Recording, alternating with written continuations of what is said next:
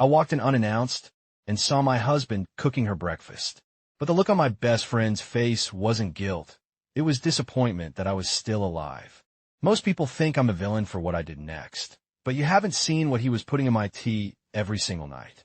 If you think you know Betrayal, you haven't seen the gift my sister friend was hiding under her bed. Hello, welcome. You didn't find this by accident.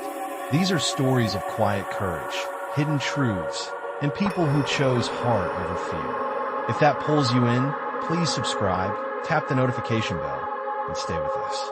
Thank you.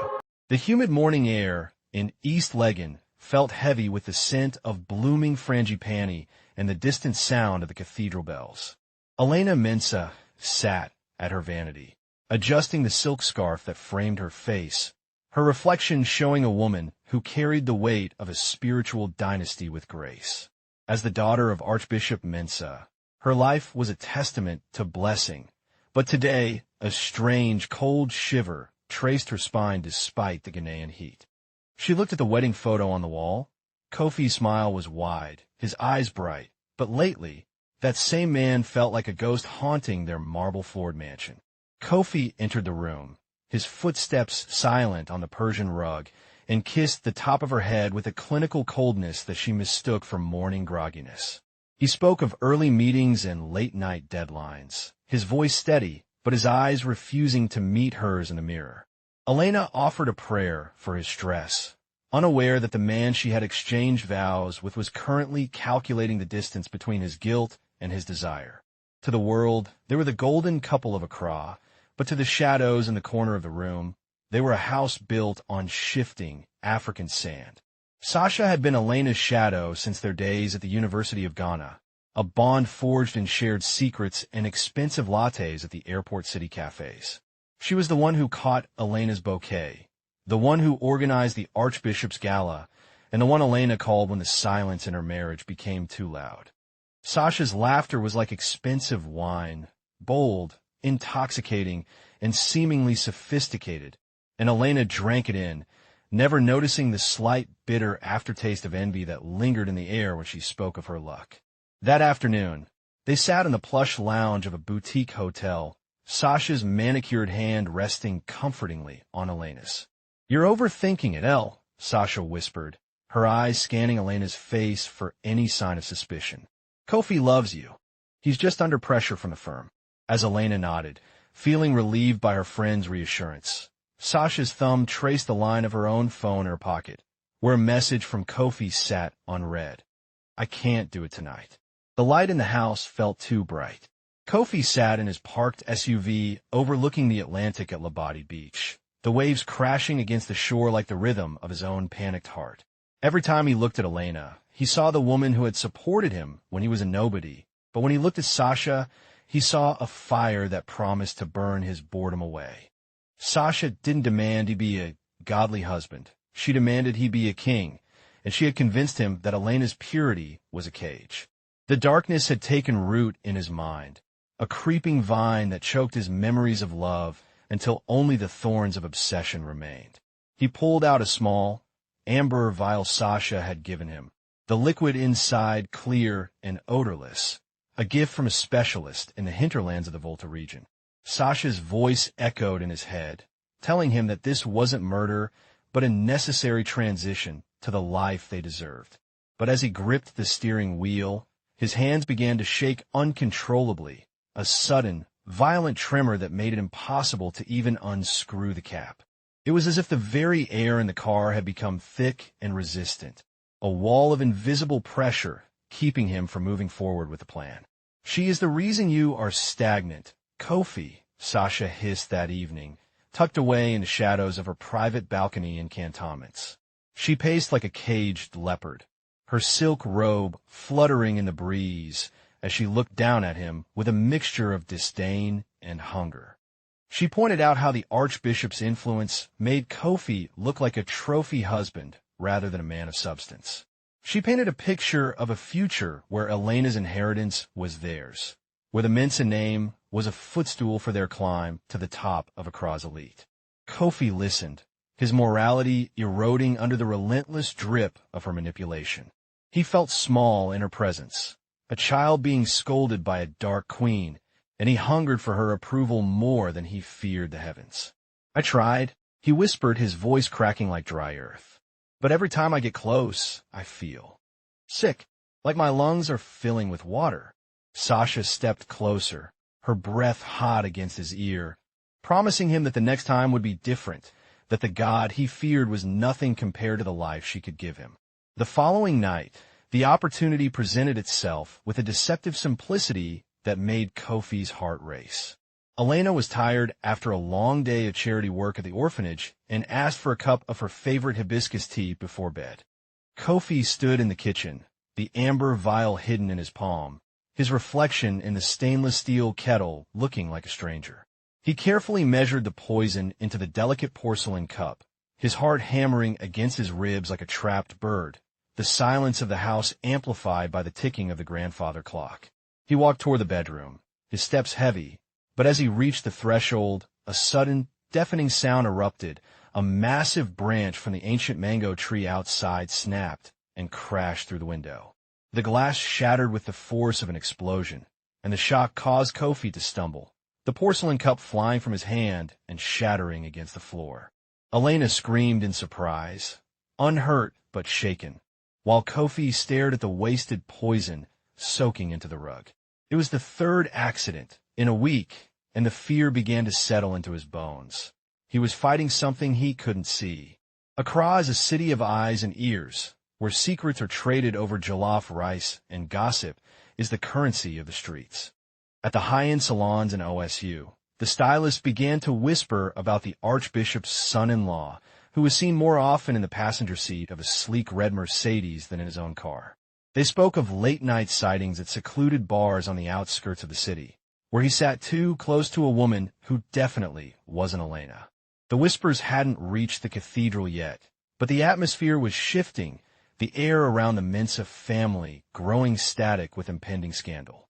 Elena felt the change in the way people looked at her, the sympathetic tilts of the head from the deacons, the way her father's personal assistant would go quiet when she entered the room. She mentioned it to Sasha over the phone, seeking clarity, but Sasha only laughed it off as the price of being famous. "People want to see the Archbishop's daughter fall ill," Sasha said, her voice smooth as honey. "Don't give them the satisfaction. Just trust your husband, and trust me." Elena hung up, trying to swallow the lump in her throat, unaware that her trust was the very weapon being sharpened for her throat. Sasha's hatred for Elena wasn't born from a single moment, but from a lifetime of being the second choice. She had grown up as the daughter of the Mensa's housekeeper, allowed to play in the gardens, but never truly belonging to the world of gold-leafed Bibles and private jets. She watched Elena get the best schools, the best clothes, and eventually the man Sasha had secretly desired since they were teenagers. Every smile Elena gave her was a reminder of what she didn't have, and every act of kindness felt like a condescending handout from a princess to a peasant. In the privacy of her bedroom, Sasha stared at a photo of the three of them, Elena, Kofi, and herself, and systematically scratched out Elena's face with a sewing needle. She didn't just want Kofi. She wanted to see the Archbishop's pride crumble, to see the blessed daughter reduced to a memory. Her obsession had moved beyond love and into the realm of a spiritual war she was determined to win. She believed that if she could break the Mensa bloodline, she would finally be free of the shadow she had lived in for 30 years. The plan grew more desperate as Sasha's patience wore thin, her demands for Elena's departure becoming more frequent and violent. Kofi, now a shell of a man, tampered with the brake lines of Elena's Range Rover while she was at a night vigil at the cathedral. He watched from the shadows of the garage, his breath hitching as he saw her walk toward the car, her Bible tucked under her arm. He expected the scream of tires, the news report of a tragic accident on the George Walker Bush Highway, and the freedom that would surely follow. But as Elena reached for the door handle, her phone rang. It was a frantic call from a parishioner in labor who needed a ride to the hospital immediately. A passing church member offered their car to Elena to help, and she left her Rover in the parking lot, the accident, waiting for a driver who never came. When Kofi heard the Rover was still in the lot the next morning, He broke down in tears in his office. He began to realize that no matter how hard he tried to kill her, something or someone was standing in the gap, and his resolve was beginning to splinter. Archbishop Mensa was not a man easily rattled, but for 3 nights his dreams had been plagued by the image of a wolf wearing his son-in-law's suit. He stood at the pulpit of his vast cathedral, the sun streaming through the stained glass, but his heart was heavy with a discernment he couldn't ignore. He called for a 3-day fast for his family, a move that confused the congregation but sent a wave of terror through Kofi. The archbishop didn't have proof, but he had the Holy Spirit, and he began to pray for the hidden things to be brought to light. During the fast, Elena felt a strange clarity, a lifting of the fog that had settled over her marriage.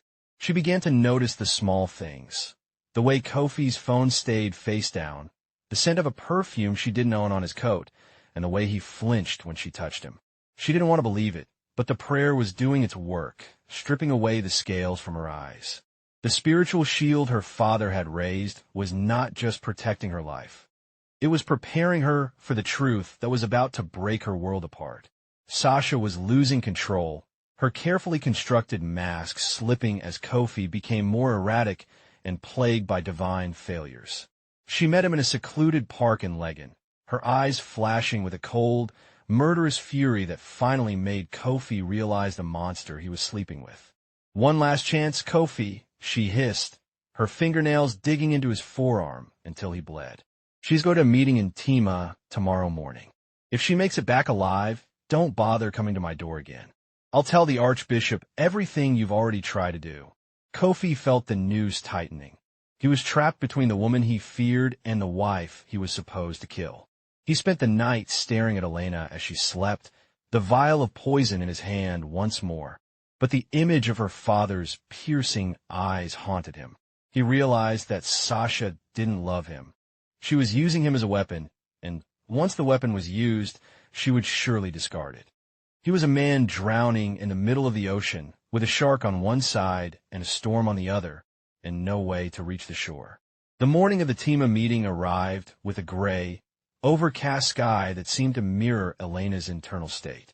She had woken up with a heavy heart, the marriage advice she usually sought from Sasha feeling more urgent than ever.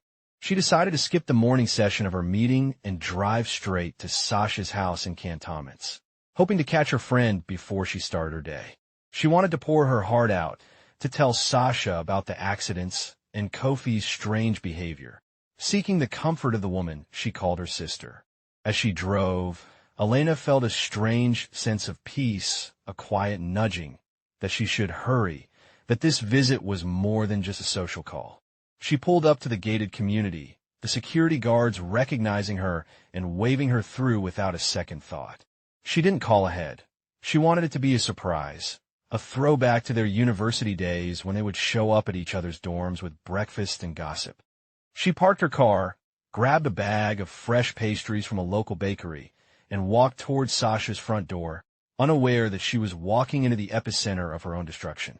Elena used her spare key, a symbol of their open-door friendship, and stepped into the cool, air-conditioned silence of Sasha's foyer. The house was quiet, but as she moved toward the kitchen, a familiar scent wafted through the air, stopping her in her tracks. It wasn't the smell of Sasha's usual burnt toast or expensive catering. It was the specific aromatic blend of nutmeg, rosemary, and smoked paprika. It was the Mensa's secret spice, a blend Kofi had invented for their first anniversary, something he only made for special, intimate occasions. Her heart began to thud a slow, painful rhythm against her ribs, the pastries in her hand feeling suddenly heavy and meaningless. She told herself it was a coincidence, that perhaps Sasha had bought the same spices, but the logic felt flimsy even in her own mind. She moved closer to the kitchen, her footsteps muffled by the thick rugs, her breath coming in short, shallow gasps. The domesticity of the sound, the sizzle of the pan, the humming of a familiar tune, felt like a physical blow to her chest before she even reached the doorway. She turned the corner, and the world seemed to tilt on its axis, the vibrant colors of the kitchen blurring into a smear of betrayal. There was Kofi, Her husband, the man who was supposed to be in a high-stakes meeting in Tima, standing over the stove in a linen apron. He was laughing, a genuine, relaxed sound she hadn't heard in months, as he plated a gourmet breakfast for two. Sasha sat at the kitchen island, draped in a silk robe that was far too intimate for a best friend, her eyes fixed on Kofi with a possessive, predatory glow. Elena stood paralyzed, the bag of pastries finally slipping from her hand and hitting the floor with a soft thud that sounded like a gunshot in the quiet room. Kofi froze, the spatula halfway to the plate, his face draining of all color until he looked like a wax figure. Sasha didn't flinch. Instead, she slowly turned her head toward Elena, a small, cruel smile playing on her lips as if she had been waiting for this exact moment. The mask of the best friend didn't just slip, it disintegrated, revealing the cold, calculating woman underneath. "You're early, Elena," Sasha said, her voice devoid of its usual warmth, sounding instead like dry leaves skittering across a tombstone. She didn't move to cover herself or offer an excuse. She simply took a sip of her orange juice, watching Elena's world crumble with a terrifying lack of empathy. "I suppose the divine protection forgot to tell you about the breakfast menu today." The cruelty in her tone was sharp, a jagged edge meant to twist in the wound she had just opened in Elena's heart. Elena looked from Sasha to Kofi, searching for a spark of the man she knew, but found only a coward trembling in an apron. "How long?" she whispered, her voice barely audible over the roar of the blood in her ears. Sasha laughed, a harsh, mocking sound that echoed off the designer tiles. "Long enough to know that your marriage was a funeral before I even arrived. You were so busy being the Archbishop's daughter that you forgot how to be a woman, Elle. I just stepped in to finish what you couldn't handle." Kofi dropped the spatula, the metal clanging loudly on the floor, and sank onto a kitchen stool, his head in his hands. The weight of his failures, the botched murders, the lies, the crushing guilt, finally broke him in the presence of his wife's brokenness. "She made me do it, Elena," he sobbed, the words tumbling out in a pathetic, desperate rush. "She told me you were holding me back. I tried to. I tried to hurt you. The tea, the car. I couldn't do it. Something wouldn't let me." Elena recoiled as if he had struck her, the realization that her husband hadn't just cheated, but had actively tried to end her life, hitting her with the force of a tidal wave. She looked at the man she had loved and felt a cold, hard vacuum where her heart used to be. He wasn't just a traitor. He was a stranger, a puppet dancing on the strings of the woman she had shared her deepest prayers with. This something that wouldn't let him do it, her father's prayers, her own faith, stood between them now like a great rift valley. Elena didn't scream, and she didn't cry. She simply turned and walked out of the house, her movements robotic and precise. She drove away from cantonments, her hands steady on the wheel even as her mind raced through every accident and every coincidence of the past few months. She didn't go back to their marital home. She drove straight to the one place where she knew the walls were thick enough to hold her grief. She drove to the cathedral, the massive white structure rising out of the Accra skyline like a fortress of light. She found her father in his private study, the Archbishop looking up from his Bible as if he had been expecting her. She fell into his arms, the dam finally breaking as she wept for the friendship that was a lie and the marriage that was a murder plot. The Archbishop held her, his face setting into a mask of righteous anger that was more terrifying than any shout. He didn't ask for details. He simply whispered, "The Lord who keeps Israel neither slumbers nor sleeps, my daughter. The snare is broken, and we have escaped." The following morning, Kofi and Sasha were summoned to the Archbishop's office, not by a phone call, but by the presence of 4 stern deacons who stood at their respective doors until they complied. They sat in the opulent, wood-paneled office, the silence heavy and suffocating as the Archbishop stared at them from behind his desk. He didn't yell. He spoke in a low, resonant tone that seemed to vibrate in their very bones, detailing their sins with a precision that suggested he had seen it all in a vision. "You sought to spill the blood of the innocent in the house of the Lord," he said, his eyes locking onto Sasha, who finally looked small and vulnerable. You thought your shadows were darker than his light. He told them that he wouldn't seek worldly vengeance, but he would ensure that the truth was told to everyone who mattered. He gave Kofi 1 hour to pack his things and leave the country, and he informed Sasha that every door she had opened using the Mensa name was now slammed shut and bolted from the inside. The spiritual confrontation was only the beginning. The legal storm followed with a ruthlessness that Sasha hadn't anticipated. Elena, empowered by a newfound sense of self-preservation, hired the most formidable lawyers in Ghana to dissect her marriage and Sasha's involvement in her life. They discovered that Sasha had been systematically embezzling funds from the Archbishop's charity, using Elena's forged signature to fund her lavish lifestyle and her kill fee for the Volta specialist. As the evidence mounted, Sasha's elite friends in Accra vanished like mist in the morning sun, her phone calls going unanswered and her invitations rescinded. The woman who had once been the life of the party was now a pariah, facing criminal charges for fraud and attempted conspiracy. Elena watched the proceedings from a distance, feeling a strange sense of detachment. She wasn't seeking revenge. She was simply watching the laws of sowing and reaping play out in real time on the streets of Accra. Desperate and cornered, Sasha made one last attempt to reclaim her power, appearing at the cathedral during a Sunday service, disheveled and screaming about hypocrisy and lies. She tried to rush the altar where Elena was sitting, a small knife hidden in her shawl, her eyes wild with a madness born of total loss. But before she could get within 10 feet, the security team, and a sudden, inexplicable gust of wind from the open cathedral doors, stopped her in her tracks. She was led away in handcuffs, her screams echoing through the vast hall, a final, pathetic display of the darkness that had consumed her. The congregation sat in stunned silence as the Archbishop stood up and began to preach on the power of divine intervention and the importance of choosing one's inner circle with prayer. Elena sat in the front row, her head held high, realizing that the unannounced visit hadn't just saved her life, it had saved her soul from a lifetime of living with a wolf. 6 months later, Elena stood on the balcony of her new apartment overlooking the Gulf of Guinea, the salt air fresh and healing against her skin. The divorce was final. The scandal had faded into a cautionary tale told in the markets, and Sasha was serving time in a facility far from the glitz of East Legon. Kofi had vanished into the shadows of another country, a broken man haunted by the accidents he couldn't explain.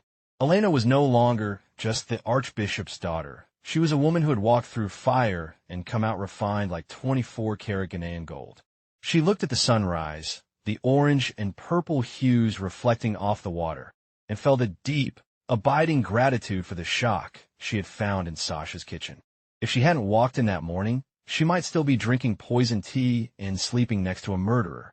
She realized that God's protection often looks like a broken heart before it looks like a victory. As the bells of the cathedral began to ring in the distance, Elena smiled, stepped inside, and began to cook her own breakfast, a meal of peace, seasoned with the spice of a future she was finally ready to own. The police found the amber vial, but wait until you hear the name of the specialist who gave it to her. Click the link in my bio right now to see the actual CCTV footage of what happened when the Archbishop arrived. Drop in the comments if you believe some friends are actually sent from the pit of hell. You need to see part 2 before the lawyers take this down.